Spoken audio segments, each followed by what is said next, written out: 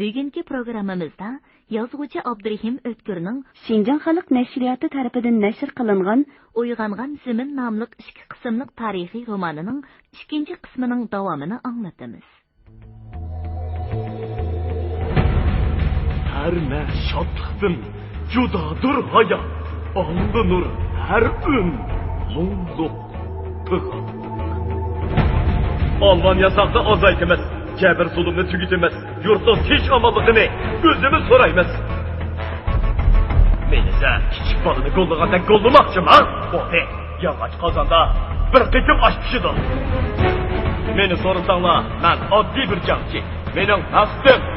Halkni cebir zulümdük tutuzup, erkin azatlıkı çıkırıp, tinç, paravan turmuşka ilgi kılış. Hey! Şu ben diyen normadını kışka! Onun da dekran gitmem var! Bölme, iyiliği terakki, azatlık meşgili yangan, meni kıtazlarına başla hitemaka. Oygangan ziminni, hem de hiç kim tutalmaydı.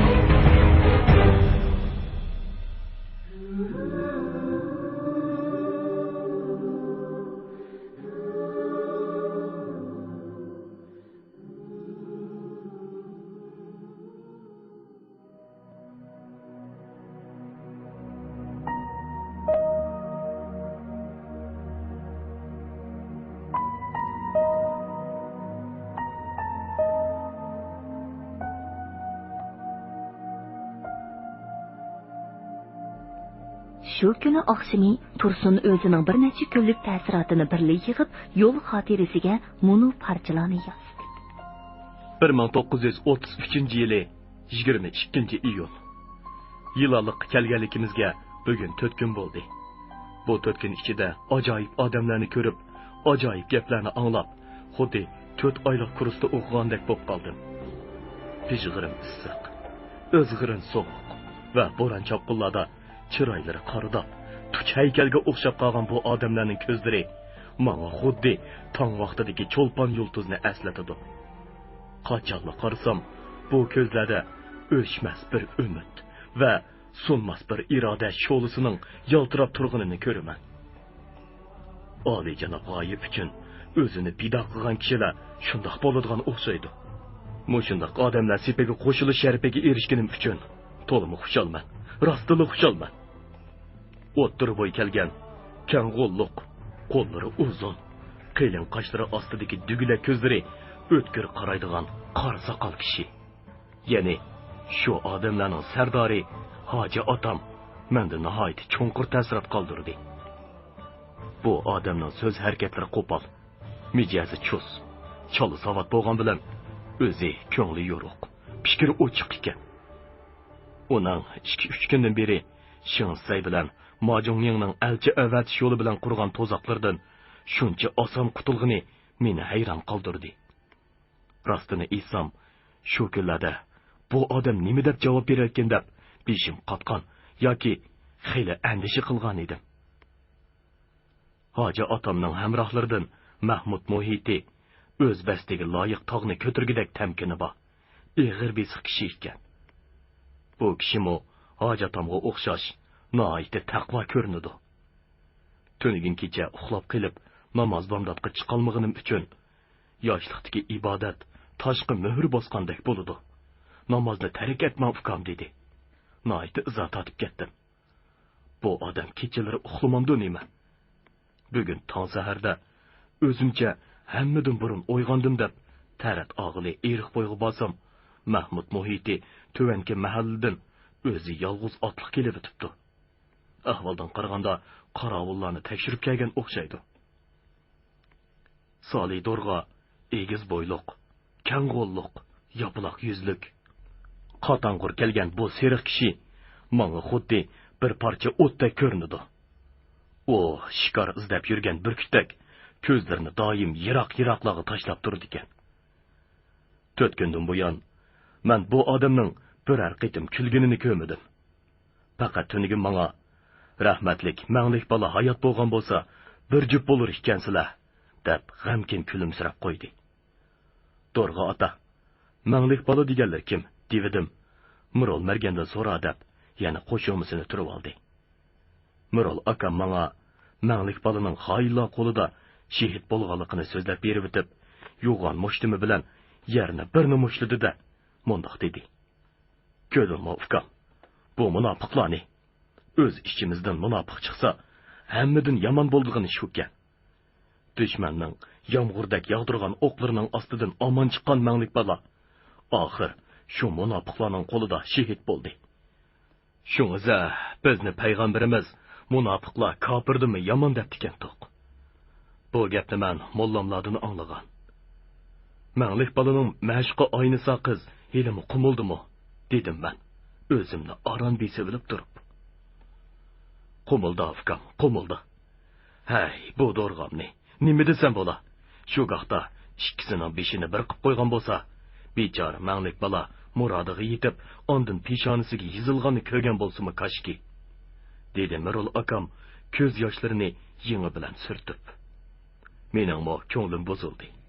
Şu arada xiyal quşlarım birdilla örümçi osmonida g'amkin parvoz qilishga boshladi. Ah, örümçi. Ah, men tug'ilib o'sgan diyor. Ah, heliq ko'chadagi sehrlik darvoza. Shu darvoza oldidan yana o'tadigan kunlar bo'larmi? Shu darvozaning qiyo ichilishiga talmurib, ko'zimning nurlari oqqan yoshlar. Shu darvoza har qitim g'ij qilib ichilganda, yuragimning gupildab so'qishlari.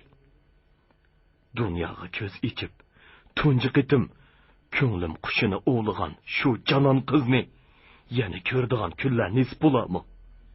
Yoki мәңлік balig'i o'xshash? Yo'q. Bu gaplarni mush yerda bas qilaylik. Qiziq ish. Qosim apandi meni kichik demay, qisqig'ini necha kun ichida men bilan xeyli paranglashdi. Rus tilidan menga yordam berib turadigan bo'ldi. O'zi ko'p o'qigan odam ekan. U nomini atgan kitoblarning mutlaq ko'p qismini men texi anglab boqmagan ekanman. Biroq bu odamning kulib turadigan ko'zlarining ichiga qandoqdir bir sir yo'shirinib turdigandek ko'rinadi. O'lishgan men uningdan bu qo'shinning nemishqi bayrog'i yo'q deb so'rasam, u chiroyli portini silab qo'yib, hojining o'zi bayroq emasmi dedi. U shundoq, biroq qo'shin deganning lotidan qilingan bayrog'i bo'ladi ekan-ku desam, senacha qandoq bayroq bo'lsa bo'ladi dedi. Men darhalla Haydar apandim bilan Tahir bek dadamning aytishicha, musulmonlarning oy yulduzliq bayrog'i bo'ladi ekan-ku dedim. Qosim apandi kulib tashlab, sen texi yosh, bunda xiyollarda bo'lma dedi. Undaq bo'lsa, Haydar apandim bilan bek dadamlarning gapi xatomi dedim. Xato degili bo'lmaydi, biroq oy yulduzliq bayroq bizga to'g'ri kelmaydi. Nemishqa to'g'ri kelmaydi? Bizning qo'shinmi musulmon qo'shini-ku? Desam, u qopqini turib, qo'y bu gaplarni, keyin tushunib qolasan, deb gapni uzib o'tdi. Men hayron bo'lib qoldim. Tunigun qiziq bir ishni ko'rdim. O'shur Payjon degan shodupochoq bir odam uch hamrohi bilan Tövenki mahallaga yem bo'g'iz uchun dehqonlarga pul tarqatishga manganda, men billa bordim. Ba'zi dehqonlar pulni oldi. Ba'zilari hojimning fidoyilari biz uchun jang qilib olsa, yem bo'g'izga nemishqa pul olg'udakmiz deb olmadi. U yerdan qaytib kelib o'tib, yerim yo'lda O'shur Payjonning beli qatlanmagan bir bog'lam qog'oz pulni yo'shirib qo'yniga tiqayotganini ko'rib qoldim. U menga qarab, mug'ambarlik bilan ko'zini qisib qo'ydi. "Hey, ukam, sendan gap yo'shirmayman. Yeshim 40 dan oshdi. Texi uylanmadim. Ancha-muncha to'yliqqa pul yig'masam bo'lamdi", dedi u beparvolik bilan. "Bu biz akagan heliqi puldan ekan-ku. Qo'shinning pulini bunda qilsangiz bo'lamdi", dedim uningga achchiqim kelib. "Xafa bo'lma ukam, bizga doim oylik yo'q. Bu do'ram bir fursat kelib qoldi dedigina. O'zing ko'rding-ku, bir munchisini dehqonlarga taqib berdim. Dehqonlarning olmag'inini men oldim shu", dedi u. Ondan "Bu gapni boshqa birga aytib yurma", deb menga yolvordi. Men qiziq odamkan bu, deb o'ylab kulib qo'ydim. Aslida jang otlarining tuyoqlaridan chachrab chiqqan o't uchqunlari bilan qilishlarning quyosh nurida vol-vol qilib parqirashlarini ko'raman. taraslab etilgan miltiq ovozlarini anglaman degan edim. Necha kundan beri To'qson xalqi ichidan yuzlab azmatlarning o'z ixtiyori bilan sapga qo'shilayotganligini ko'rib, bu orzularim pat orada amalga oshadigan bo'ldi deb o'ylagan edim.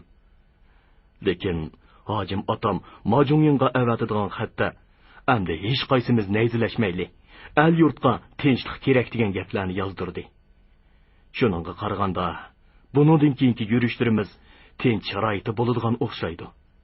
Bo'pti. Ish qilib, yurtda tinchlik bo'lgani yaxshi emasmi? Biroq Tursunning shu xotirasi yezilib, oradan hatto o'tar o'tmay, Tarim vodisining dahshatlik urush tumonlari qoplashga boshladi. 3-bob. Fojia mushu yerdan boshlandi. Haq menga chiqilmasa, menmo uningga chiqilmayman. Agar menga chiqiladi ekan, men uningga cho'qim qo'sh kelmayman. Hanzu Idiomi.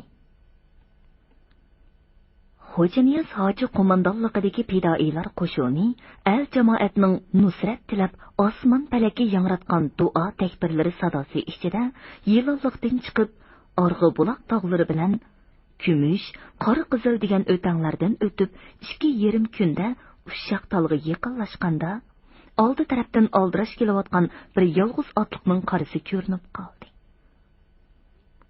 Uning deb etini devitib, pat-pat qamchi urushlaridan muhim bir ish bilan kelayotganligi bilinib turadi. Chunki mundaq pishg'irim issiqda qoqas cho'llik bilan yo'l mang'an kishi odatda otni bu xilda choptirib mangmaydi. Shunga charlig'uvchilar qismining boshlig'i Yitam ahvol uqib kelish uchun yolg'iz otliqning oldiga ot choptirib ketdi. Bir ozdan keyin 45 yoshlar chamisidagi seriq soqol, o'ri ko'z, yapaloq yuzlik bir kishini boshlab keldi. U Yitam bilan tangla otdan tushib hojilarga salom berdi. Yitam uning muhim ish bilan kelganligini ma'lum qilgandan keyin hoji ot ustida turibla gap so'rashga boshladi. Ma'lum bo'ldiki, tunugun Qora shahar tarafdan otliq piyoda bo'lib mingdak cherik Ushshaqtalga kelgan. Darhol yurtni hasharga haydab, shimoldan janubga yilon isidek so'zilgan uzun okop qastirishga kirishgan. Yurt xalqini xurjun, tog'orlarga qum to'shqizib kelib, yo'l eg'izlarini to'sishga zo'rlagan. Yurt xalqi tintinglab yurib, ularning Qora shahardagi tungan sheriklari ekanligini. Majunginning buyrug'i bo'yicha Xo'janiyaz hojilarni Qora shaharga o'tkazmaslik uchun mush yerda to'sib urishmoqchi bo'lganligini uqqan. Bu ishdan hojini xabardor qilish uchun bu kishini avatgan. Sizni cheriklar ko'midimi? Ko'midi. Men orqa tarafdan aylanib, tog' orasi bilan mangdim.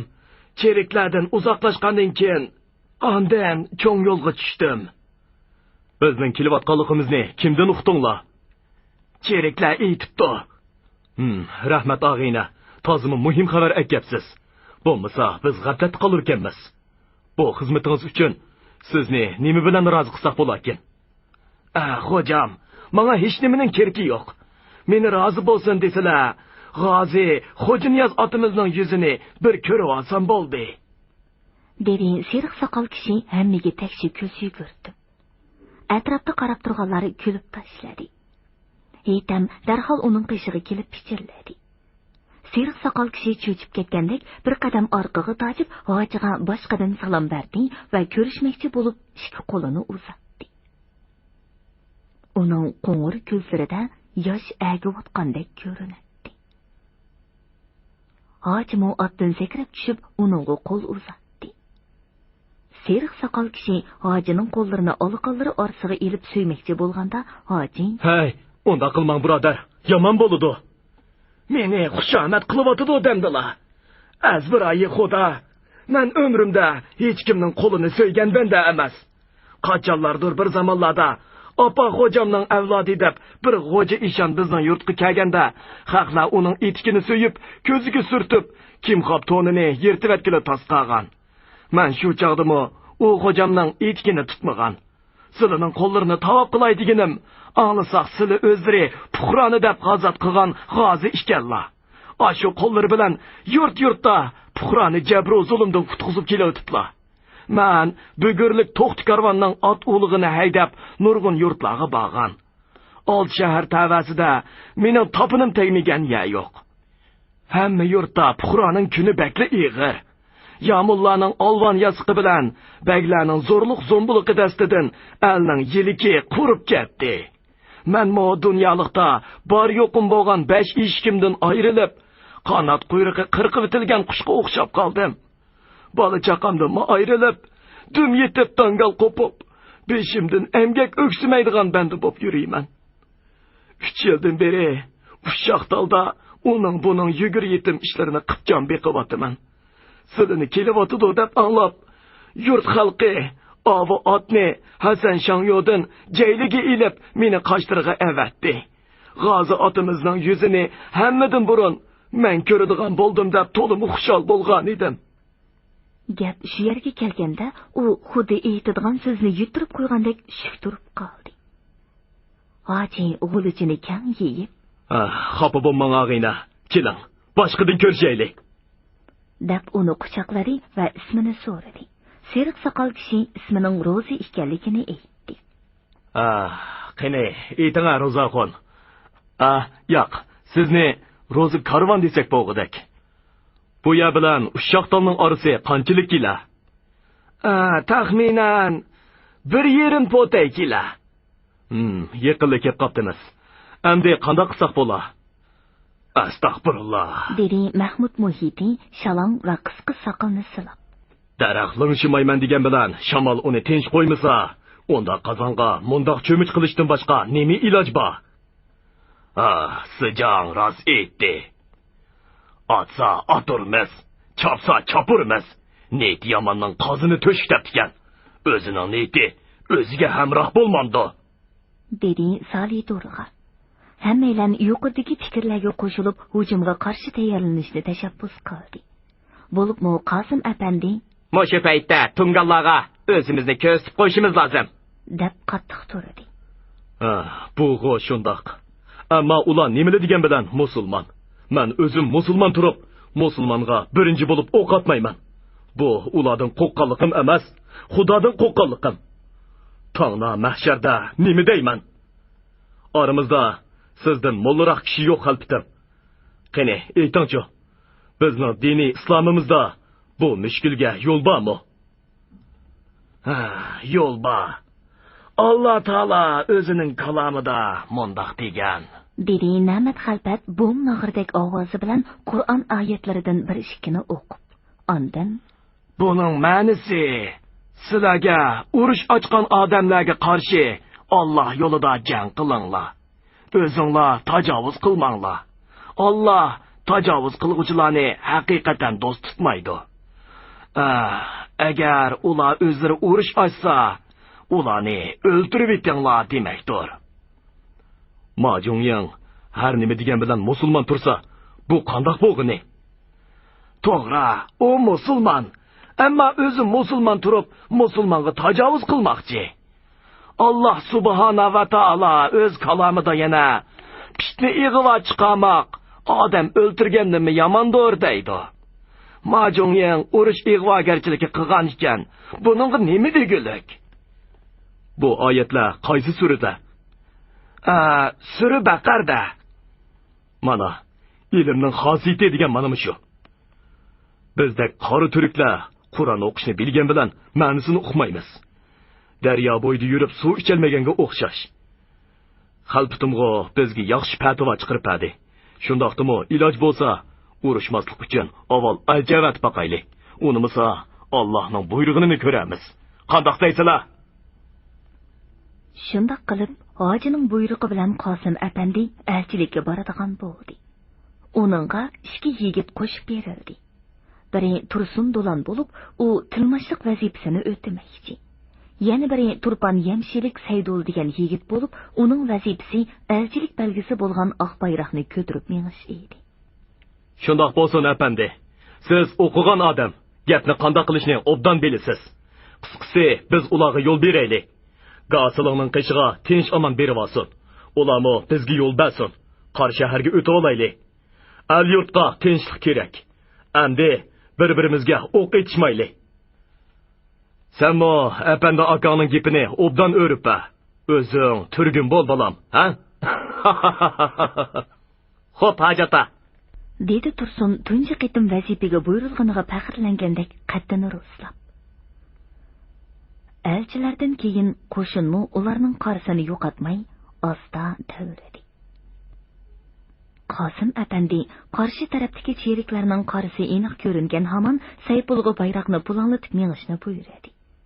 Biroq qarshi tarafdan hech qanday sado chiqmadi. Araliq 3-400 qadamcha qolganda birdala o'q ovozi anglanib, bayroqchi yigit otdan qulab ketdi.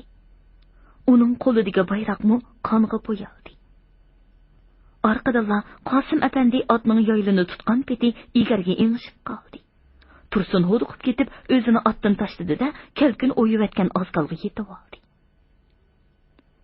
Ahvolni ot ustida durbin bilan ko'zatib turgan hoji texi bir nima deyishga ulgurmayla, qarshi tarafdan chirqiroq kanay ovozlari anglanib, qilichlarini yalang'ochlagan cheriklar "Sha! Sha!" deb varqirashgan peti hujumga o'tdi. Ot bulg'onadilarmi? deb varqirdi hoji achchig'idan yerilib ketgudek bo'lib.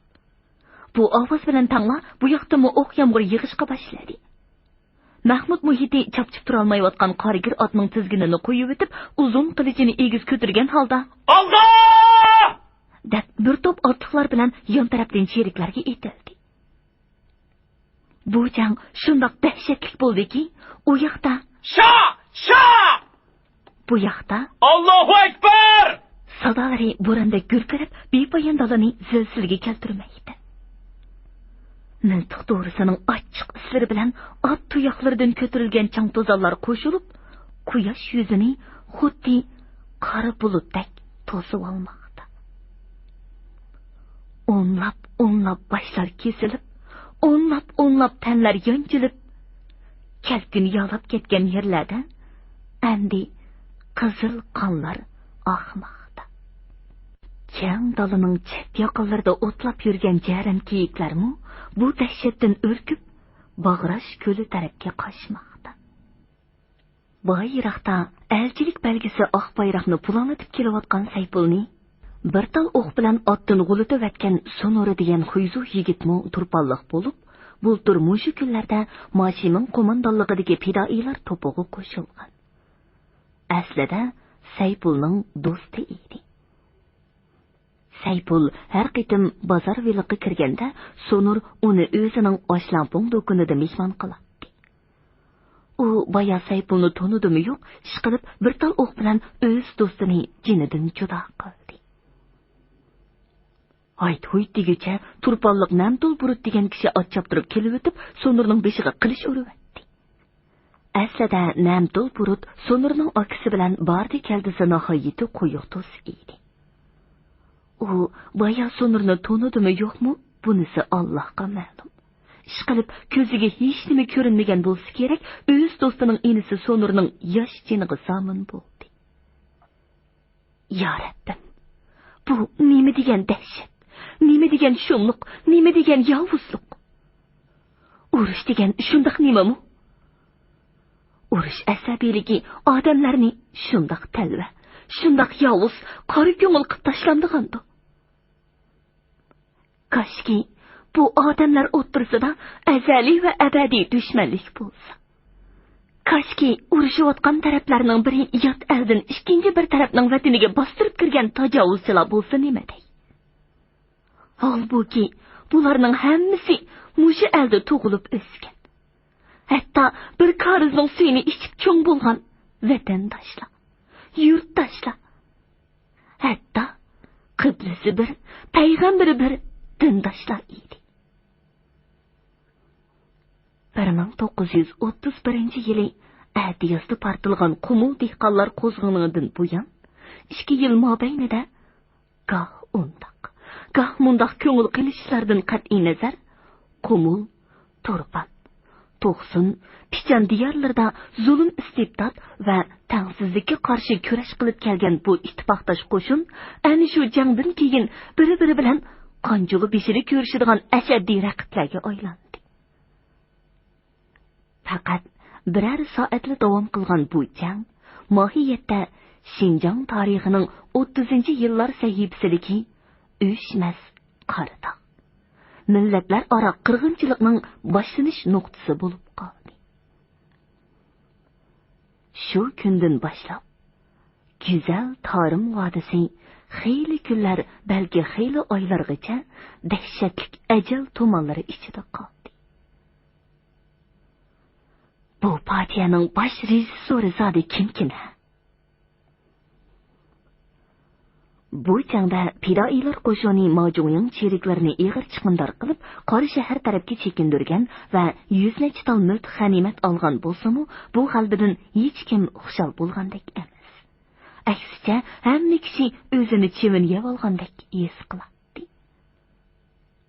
Buning sababi o'z sabtashlaridan 21 kishining qazoqqa uchrab, Qosim apandi boshliq 7 taylarning yarador bo'lganligi-mi yoki boshqa ishmi, bu to'g'riliq hech kim hech nima demaydi. Go'yo bugun hammaylar gapsiz qilishmaslikqa ahdilashib olgandek, bir-biri bilan so'zlashmay, gohillari yerlik qo'lash, gohillari yaradorlarning yarısini tengish bilan band edi. Hojining o'zimi Qosim apandining yarısini tengishga yordamlashib yuradi. Qosim apandi sol beqinidan yarlangan bo'lib, o'q tekkan yeri pichoq tilavatgandek echilib qolgan edi. Bayatdan qiqas chuqan hukm surgan kang dalami Guriston jimjitligiga cho'mgan. Faqat og'riqqa bardoshlik berolmagan yaradorlarning on-sonda ingrab qo'yishlari bilan qori targa cho'mgan otlarning ba'zi pushqirib qo'yishlari anglanib qoladi. 21 yerlik qo'linib tayyor bo'lganda Namat Xalfatning ovozi anglandi. Ko'pchilik diqqat! Hozir shehidlarga namoz tushiramiz.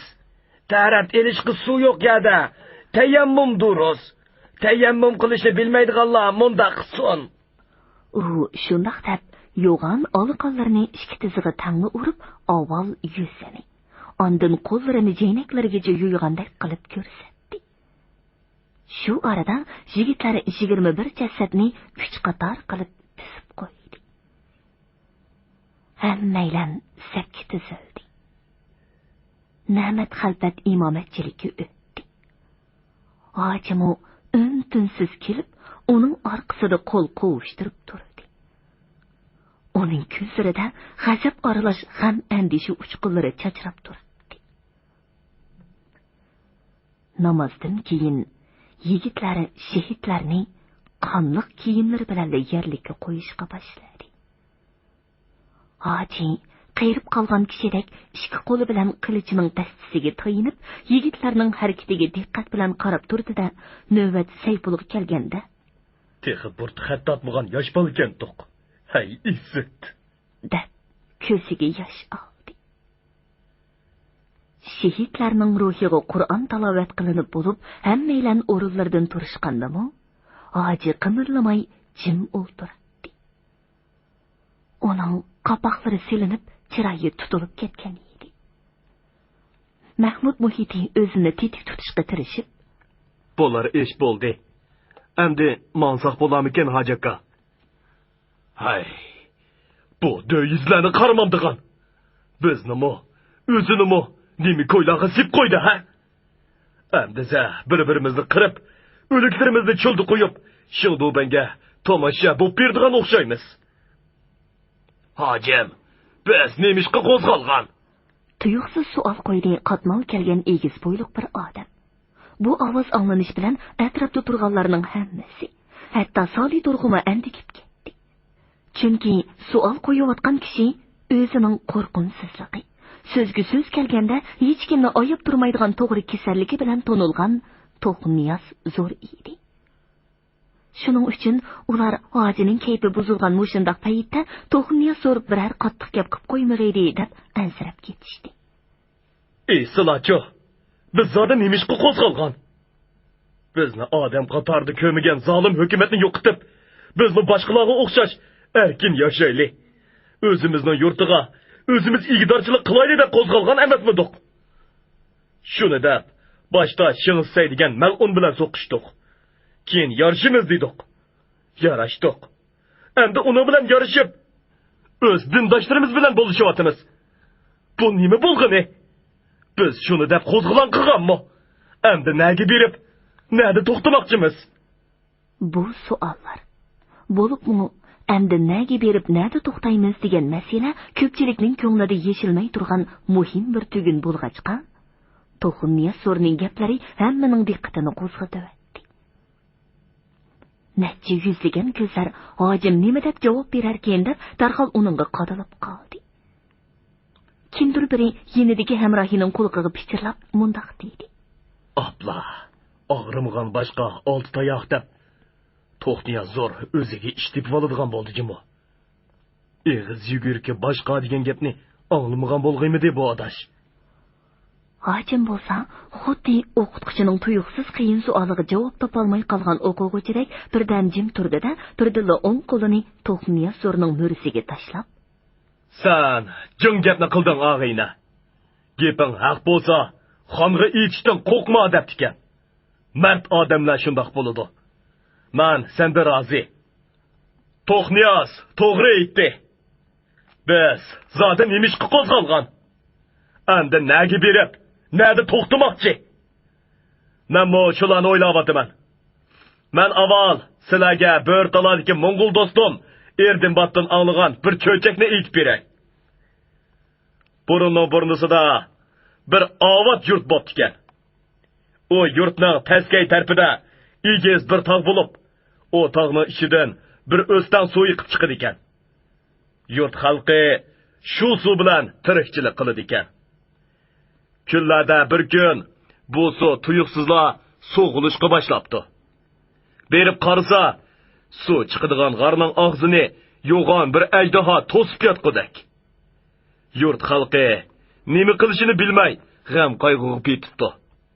Shu arada yurt ko'nglari maslahatlashib, ajdahoning haqqiga nazarchiroq o'tkazsak, bizga rahim qila degan umid bilan nurg'un qo'y-kalalarni haydab berib, uning oldida qurbonlik qilibdi. Ajdaho zuvonga kelib, "Munda qilg'ininglar bekor.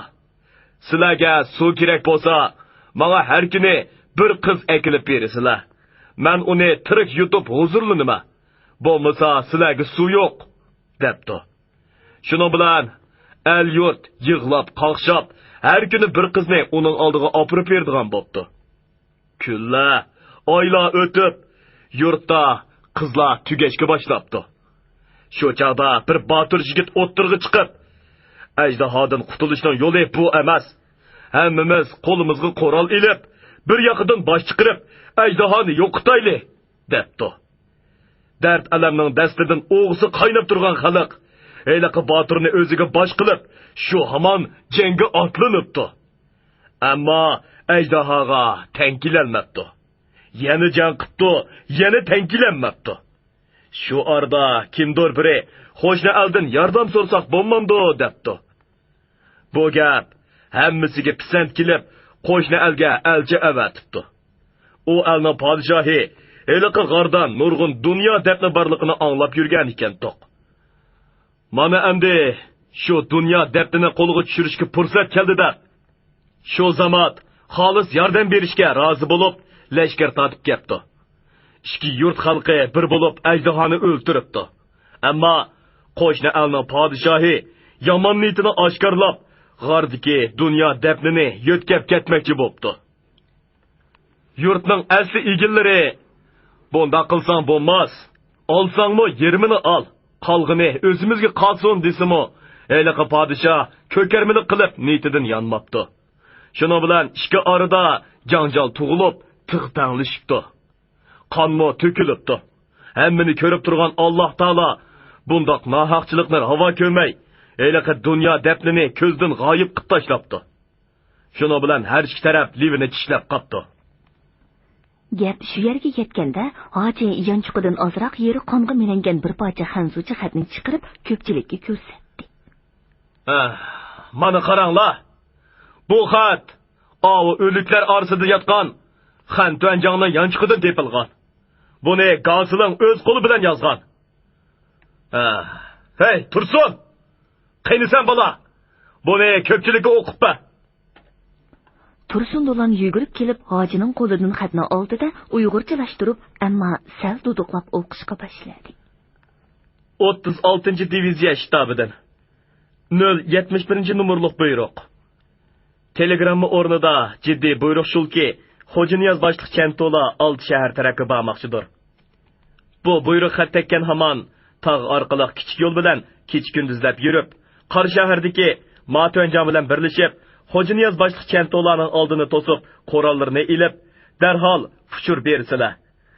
Agar susliq qilib Xo'janiyaz boshliq biror Chanto askarni 6 shahar tarafga o'tkazibetsanglar, ig'ir jazo beraman. Xat o'qilib bo'lish bilan olomon ichida varang-churang boshlanib ketdi. Gohilar mushtumlarini, gohilar mo'ttiq qilishlarini havoda pulanglatib bir nimalar deydi. Lekin ularning nima da'vatqanini anglag'ili bo'lmaydi. Hojining ovozi anglanish bilan yana jimjitlik boshlandi. Gap shu og'aynilar. Biz zulmga qarshi, mustabid hukumatga qarshi, tangsizlikka qarshi, milliy ozodlik va barobarlik uchun, haq adolat uchun qo'zg'olon qildik. Qon kechdik.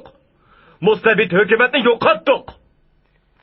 Shunda ben millatlarni barobar ko'radigan, parxo'rlik qilmaydigan, adil, adolatli siyosat yurgizadigan hukumat quramiz. Yurtni tang so'raymiz dedi. Buningga sho'rolar hukumatining konsuli kepil bo'ldi. Biz ma'qul dedik. Bo'lmasa, uning bilan yarashmaydim. Shunda emasmi? Qani, Qosim efendi, siz gap qiling. Necha yuzlagan ko'zlar ishkital chidir yog'ochidan yasalgan jirg'ida o'ngdisiga yotgan Qosim apandiga qaradi.